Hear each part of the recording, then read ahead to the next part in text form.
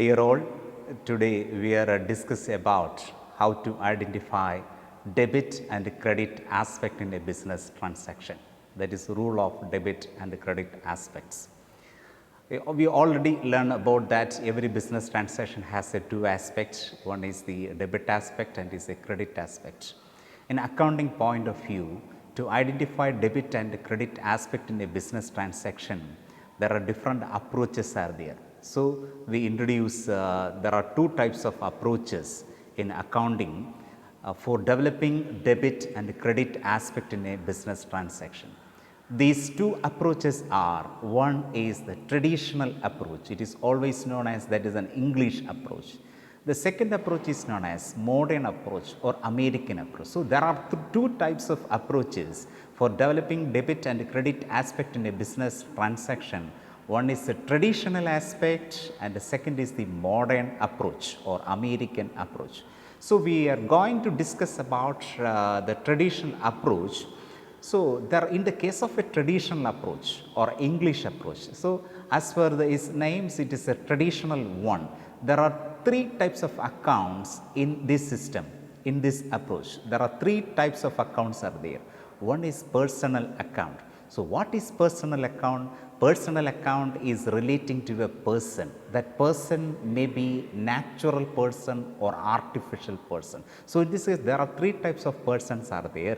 One is a natural person. Who is a natural person? As a human being is a natural person. Debtor is a natural person. Creditor is a natural person. So, we already learn about the debtors and creditors. So, who is a debtor? Debtor is a person who owes money to the business. In the case of a creditor, so business is liable to pay cash to the creditors or a person. That person is known as a creditors.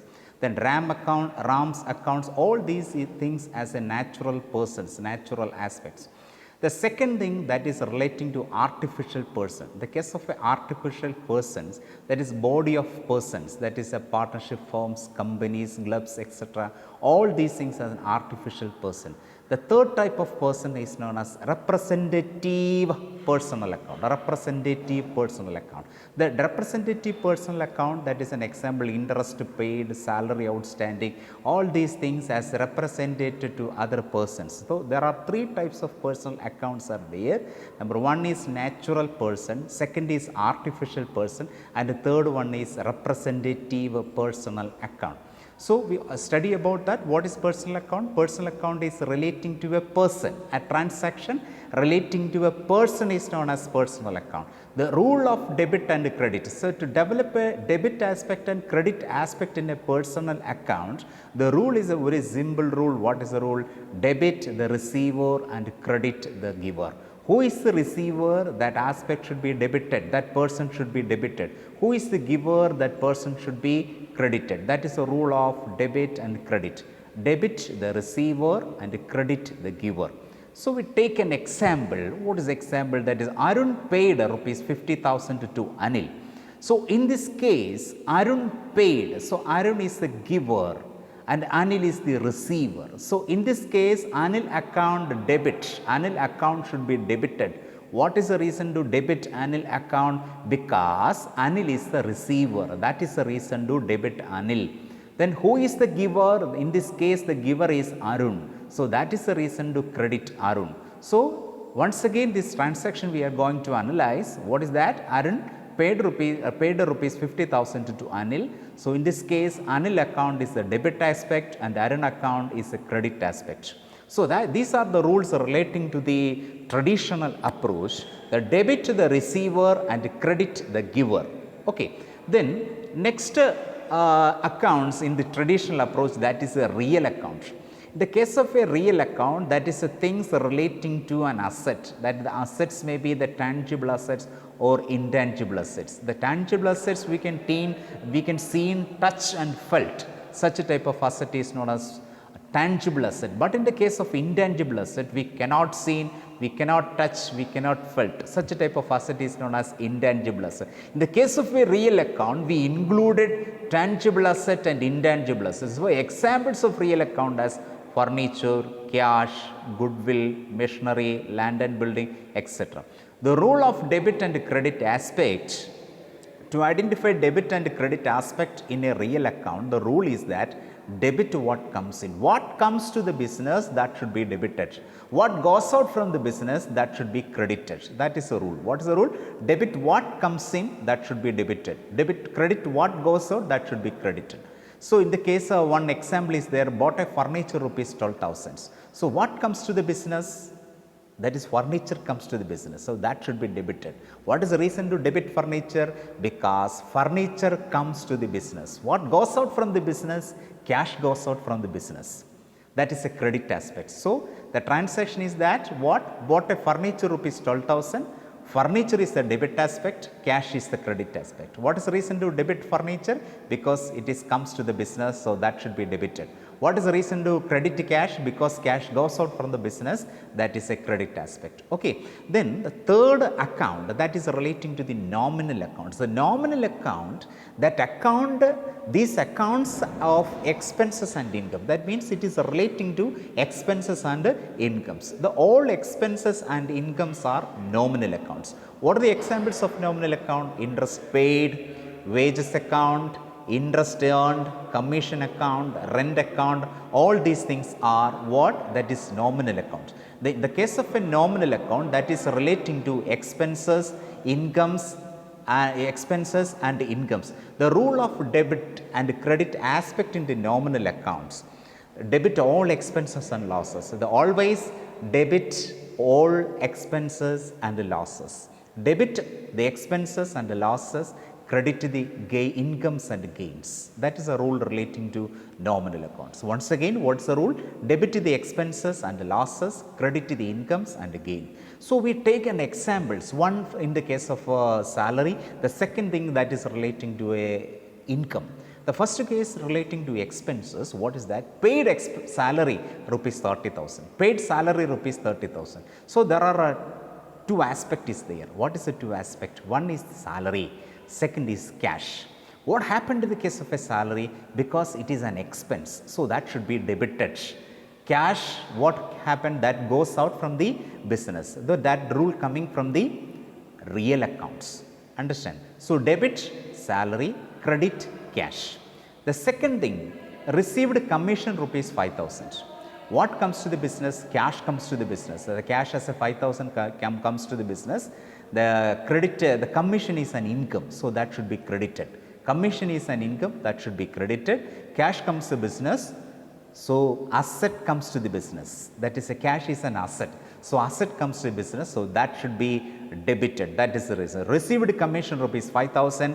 That is a cash is a debit aspect. Commission is a credit aspect. What is the reason to debit cash? Because assets comes to the business. What comes to the business? Cash comes to the business.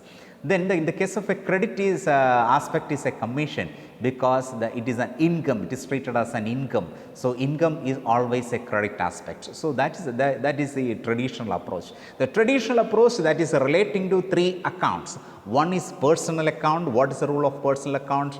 Debit to the receiver and credit to the giver. The second one is that is a real account. That is a real account is relating to an asset, including tangible and intangible assets. What is the rule of that? Debit to what comes in and credit to what goes out. The third rule that is relating to a nominal account. What is the things relating to nominal account? Debit all expenses and losses and credit all incomes and gains. Then we are going to the next approach. That approach is very important. We can develop any journal entries. We can develop any debit and credit aspect in a business transaction. It is a simple way that is a modern approach. It is always known as an American approach. This approach is relating to a 5 ledgers. So we will already know about that. What is ledgers? Ledgers is a classifications. There are 5 ledgers are there in accounting. What are the 5 important ledgers? The 5 important ledgers are that relating to asset, liability, capital, expenses and incomes. There are 5 things are there. So it is very important things. There are 5 pillars in accounting. That is the foundation of accounting. So we take any transactions, any aspect in a transaction, we can categorize it into either it is an asset or liability, capital, expenses or incomes. There are 5 ledgers are there. So we are going to learn about the debit and credit aspect, rule of debit and credit aspect in the particular ledgers. We are going to discuss about the assets, rule of assets. The rule of asset is that debit means increase and credit means decrease. If debit increases, asset increases, that asset should be debited. Which asset is decreasing, that should be credited. That is a simple rule. When it is increasing, that is a positive trend, that should be debited. If it is a negative trend, that should be credited. So, debit means increase and credit means decrease. Oh, take an example that bought a furniture rupees 12,000. So, we all previously discussed about that the example is in the real account. That same example we taken for that is bought a furniture rupees 12,000. So, what comes to the business? That is a furniture comes to the business. At that time, which asset having the positive trend or increasing trend? That is a furniture having the increasing trend. So, that should be debited. So, furniture should be debited. What is the reason? What is the reason to debit furniture?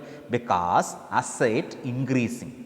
What is the reason to credit cash? Because asset decreasing. Asset decreasing, that is the case to credit cash. So, what is the rule of asset? Debit means increase and credit means decrease. We are going to the next one, that is the rule relating to liabilities. A rule relating to liabilities, that is debit means decreasing and credit means increasing. That is the opposite rule of asset. Opposite rule of asset. What is that? Debit means increasing. So, no, debit means decreasing and credit means increasing. That is a rule relating to liability. We take an example for that. Goods purchased from Aravind on credit, because it is a credit transaction. We are liable to pay cash to Aravind because Aravind is our creditor. Aravind is our creditor, rupees 10,000. So, what are the two aspects in this? That because goods comes to the business. If goods comes to the business for a sale, it is known as what? That is a purchase. So, purchase should be debited. What is the reason to debit purchase? Because asset. Which asset is increasing? That is stock is increasing. So, that is the reason to debit purchase. At the same time, purchase is also an expense. Okay, that is it. The second one, that is Aravind should be credited. What is the reason to credit Aravind? Because Aravind is a liability. Which liability? That is a creditor. So, that is the reason to credit Aravind. So, the entry, the purchase is a debit and Aravind is a credit. Third one, we are discussing about the capital. So, the same rule in the liabilities, because the capital and the liabilities shows the same rule, because that is business entity concepts. If you need a more clarification regarding this, you see the second video relating to the accounting concept and conventions. So, in the case of a capital, the rule relating to capital, that is a rule same as the liabilities. That is debit means decrease and credit means increase. That is a rule relating to capital. When it is decreasing, that should be debited. How to it is increasing, that should be credited. So, take one example, started a business with rupees 5 lakhs. Started a business with rupees 5 lakhs, that 5 lakhs represent as what? That is a capital. So, that should be increasing. At that time, capital should be credited. So, cash comes to the business, that is asset increasing, that is the reason to debit cash. Two aspects is there, one is cash, second is capital. What is the reason to debit cash? Because asset increasing. What is the reason to credit capital? Because capital increasing. That is the rule of capital. So, we discuss about three things. One is asset, second one is liability, third is capital. So, these three ledgers, it is known as permanent ledgers. So, these ledgers we always shown in the balance sheet. Then we are going to the other one, that is relating to expenses.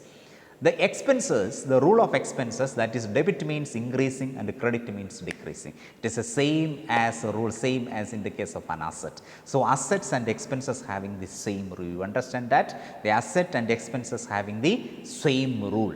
The expense, the example for that is a paid rent rupees 8,000.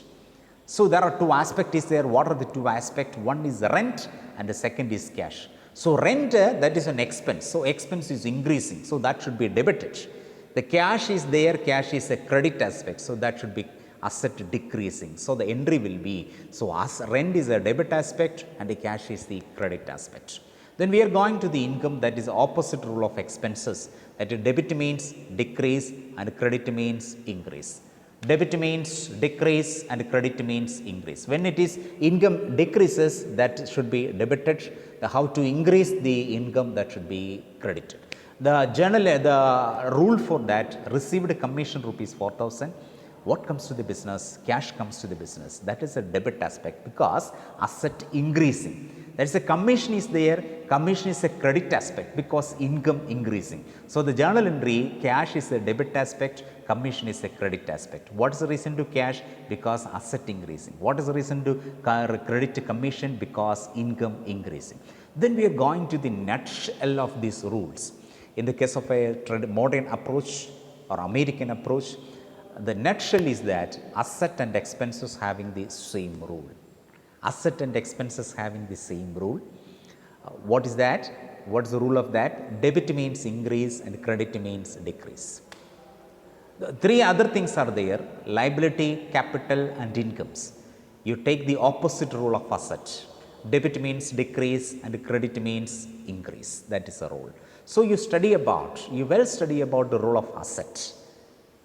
Then you apply the connection theory is that asset and expenses having the same rule. Liability, capital and income having the opposite rule of asset. That is a simple way to learn about the rule of debit and the credit aspect. So, best wishes. We can meet in the next video. Thank you very much.